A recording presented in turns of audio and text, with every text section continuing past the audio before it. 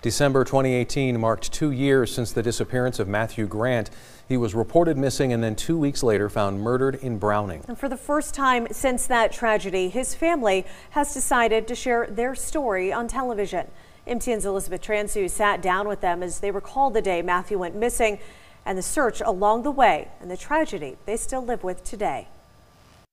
He was just a smiley, happy person, good sense of humor. Matthew was a son. Matthew was a nephew, a grandson. He was really handsome and he had a lot going for him. But in December of 2016, the FBI is offering a $10,000 reward for anyone with information leading to an arrest in Matthew's case. Anyone with information is asked to call the FBI. When he first went missing, we started to see Facebook posts from family members that were basically desperate to find where he was. Matthew left last night with some people I don't know, she said, and he didn't come back home. In October of that year, just 2 months before Matthew went missing, he moved to Montana from Canada. To him, America was a better place and a better home. He had left home to make a new name for himself, live with family in Browning, but somehow, someway, trouble found him on the reservation. Gentleman got out of the vehicle, knocked and asked for Matthew, and Matthew jumped up and he was in his room, and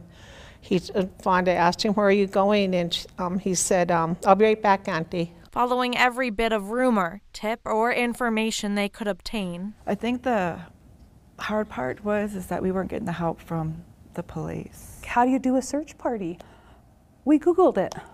I Googled how to do a grid search. The missing poster, it was their missing poster. It was from this family and it was handwritten. It was nothing professional. Nobody stepped up. It would be 16 days before Matthew's body was found. He had frozen ice in his hair, snow covered.